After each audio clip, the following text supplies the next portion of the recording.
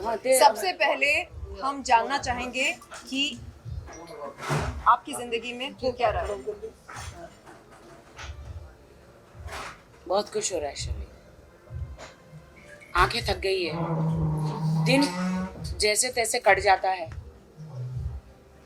वक्त गुजारना बहुत मुश्किल हो गया जीवन में। समझ में नहीं आ रहा, कुछ समझ में नहीं आ रहा। लाइफ, दोस्त यार सब लोग हैं भाई, लेकिन कैसे मैं सोचती हूँ कभी कभी कि मैं तो इतनी स्ट्रांग लड़की हूँ, कभी ना धोखा खाने वाली लड़की हूँ, कैसे मेरे साथ हो गया।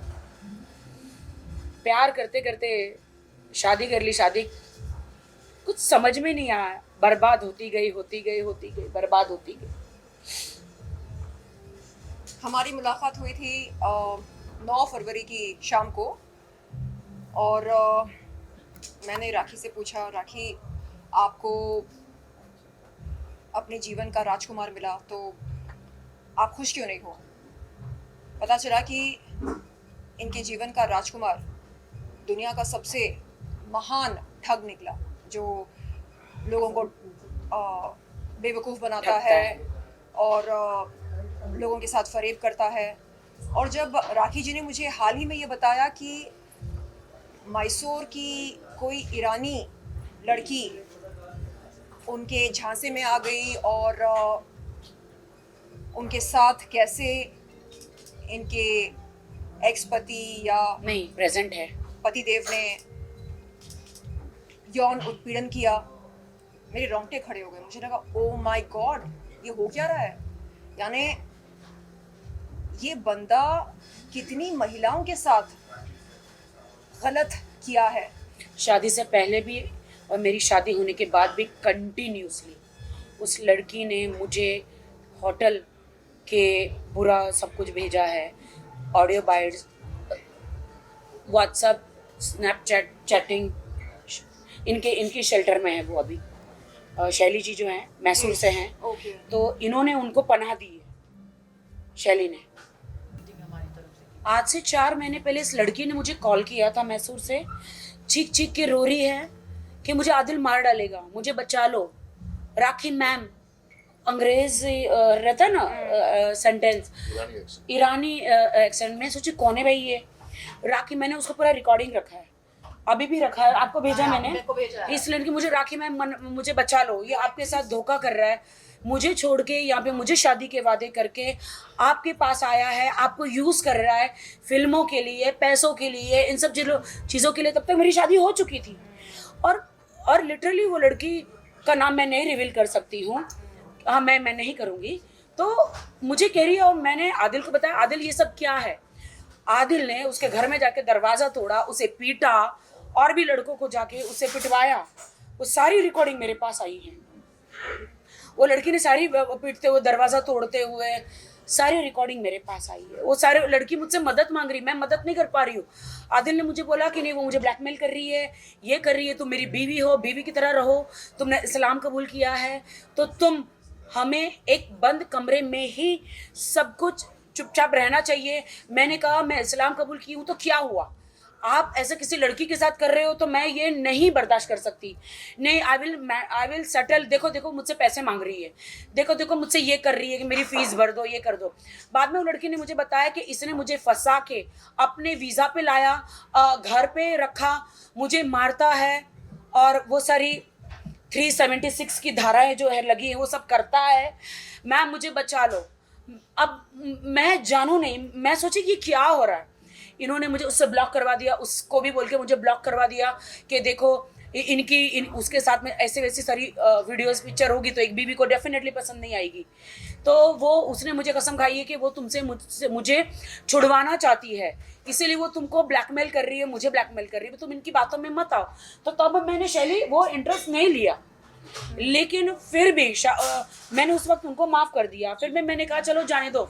आप मुझे कहा कि उसकी माँ को कैंसर है, मैं उसको भेज दे रहा हूँ ईरान, और मुझे उस वक्त कहा गया कि ईरान भेज दिया। लेकिन बाद में फिर भी मुझे पता चला इन्होंने उनको जेवर खरीद के दिए, ऑडियो है मेरे पास, बिल्स है, इन्होंने उनको फीस भरी मेरे ही पैसों से। फीस भरी, केक भेज रहे, उनकी कैट्स को खाना तो चलो चल जाता है, उतना तो चल जाता है, उनके पास कैट्स इन्होंने दिए, मतलब पूरा खर्चा जो चला रहे थे सारे मेरे पैसों से पूरा खर्चा चला रहे थे। और एक दिन इन्होंने मुझे बिल दिया कि देखिए वो मैंने उसको इतना सारा पैसा दिया, सॉरी जान मैंने आपके पैसों में से खर्चा किया, मैंने उसको दिया। मैंने बोले आप मेरे पैसे खर्च कर रहे और आप उस लड़की के, मैं आपकी बीवी हूँ, बीवी के होते हुए आप उसको क्यों कर रहे हैं? नहीं वो स्टूडेंट है ना, तो मैं उसको हेल्प कर रहा हूँ। लेकिन असली हकीकत शर्लिन मुझे अभी सब पता चला जब धारा 376 लगी तो वो लड़की चिक चिक के रोई। ये कब हुआ? जब मैंने मेरी शादी अनाउंस करी। उन्होंने, वो कभी नहीं चाहते थे कि मेरी शादी अनाउंस हो, इसीलिए मुझे दबा के रखा था कि मेरी शादी अनाउंस ना हो ताकि ये सारी लड़कियां बाहर आ जाएगी। इवन बहुत सारी लड़कियां बाहर आई है, उनकी मंगेतर भी आई है जो अभी फिलहाल उन्होंने एंगेजमेंट तोड़ी है। अभी तक उनकी मंगेतर थी, पहले उनकी शादी हो गई थी, जो मुझे सुनने में आया था, जो मुझे डॉक्यूमेंट्स मिले हैं। तो मैं दुनिया को ये बताना चाहती हूँ कि आपको लगता है कि राखी सावंत बॉलीवुड में मैं बहुत ही बोल्ड बिंदास हूँ। बिल्कुल, हमें ऐसा लगता है कि हम बोल्ड हैं और हम शेरनी हैं, हमारे साथ कोई कुछ गलत नहीं कर सकता है। लेकिन वाहिद भाई आप देख रहे हैं कि हम जैसे लड़कियों के साथ यदि यौन उत्पीड़न, यौन शोषण मानसिक रूप से, शारीरिक रूप से, आर्थिक रूप से हो सकता है, तो आम लड़कियों के साथ क्या कुछ नहीं होता होगा इस दुनिया में। आदिल ने मुझे इतना ब्लैकमेल किया कि आप मुझे सलमान से मिलाओ, शाहरुख से मिलाओ, कार्तिक आर्यन से मिलाओ, मुझे फिल्म फेयर में ले जाओ, मुझे यहाँ ले जाओ। शादी होने के बाद अगर तुम नहीं करोगी तो मैं सारी लड़कियों के पास जाऊँगा, तुम मुझे डाइवोर्स दे दोगी, अगर तुम ऐसे मतलब वीडियो बना के तुम्हें देखोगी, तुम पागल हो जाओगी, मेंटली पागल खाने में चली जाओगी, मैं तुम्हें तलाक दे दूंगा, मैं तुम्हें डाइवोर्स दे दूंगा। हर वक्त उसने 7-8 उन्होंने मैं एक सेलिब्रिटी होकर, इतनी स्ट्रांग होकर उन्होंने मुझे इतना टॉर्चर किया, बार बार तलाक का धमकी देकर, और ऐसी बहुत सारी चीज़ें जो मुझे नहीं बतानी चाहिए कि वो पदार्थ को क्या कहते हैं, नशीली पदार्थ, हाँ पदार्थ, हाँ हाँ, सब्सटेंस बूस्टर, वो पीकर, मैं आपको नहीं बता सकती हूँ। मैं, पुलिस ने वो सब कुछ उनके ड्रॉर में से निकाल कर लेकर गए, पुलिस के पास सारे प्रूफ है, मेरा मेडिकल भी किया गया है, उसमें वो सारी चीज़ें आ गई है। तो मैं ये कहना चाहती हूँ कि मेरे साथ, मैं इतनी स्ट्रांग लड़की हूँ, कभी धोखा न खाने वाली, कभी ठोकर न खाने वाली, मेरे साथ ऐसा आदिल खान दुरानी मेरे हस्बैंड ने किया है, तो हिंदुस्तान में और कितनी लड़कियों के साथ उन्होंने किया। मैं लंदन गई थी 7-8 दिन के लिए।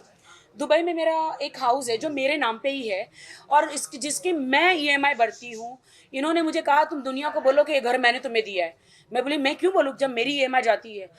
नहीं, तुम बोलो, मैं बड़ा बिजनेसमैन बनूंगा तो तुम्हारा ही फायदा होगा, तुम मुझे इस अवार्ड में ले चलो, तुम मुझे फिल्म बनाओ, तुम मुझे वीडियो में करो, तुम्हारा हस्बैंड हूँ मैं, तुम मेरे लिए नहीं करोगी तो कौन करेगा?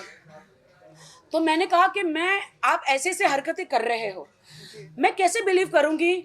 क्योंकि मुझे शैली ने बताया कि मेरे अकाउंट में 70 लाख रुपए आए थे मेरे इंश्योरेंस के। तो उन्होंने बताया कि उसको पता चला 70 लाख तेरे आए, तो उन्होंने शैली को बताया देख मैं पैसे कैसे उड़ाता हूँ, इसको इस्तेमाल करता हूँ। शैली से बताएगी, शैली बताइए जरा। राखी को मैंने कुछ पैसे ट्रांसफर किए थे अपने अकाउंट से, तो वो अकाउंट में इसके क्रेडिट हुए या नहीं, बीच में आदिल बैठा था तो इसने उसको पास करते हुए दिया कि वो पैसे क्रेडिट हुए कि नहीं, जहां इसका बैलेंस उसको दिखाई देगा, जो बैलेंस 70 लाख रुपीस था। आने के बाद उसने ये डिस्कशन मेरे साथ किया कि देखो मैं कार के बिजनेस में उससे कैसे इन्वेस्ट करवाता हूँ, मैं ये करता हूँ, मैं वो करता हूँ। तो मैंने उसको समझाया कि मैंने कहा ये सब ठीक नहीं है आदिल, जो तुम्हारे दिमाग में प्लानिंग चल रही है ये सब ठीक नहीं है। उसने बोला नहीं आप भी आ जाओ। मैंने कहा मेरे को कोई इंटरेस्ट नहीं है। और फिर मैंने राखी को ये सब बताने की कोशिश की कि उसका प्लान क्या है, उसके दिमाग में क्या चल रहा है। तो उसने राखी को जो है मुझे ब्लॉक करवा दिया।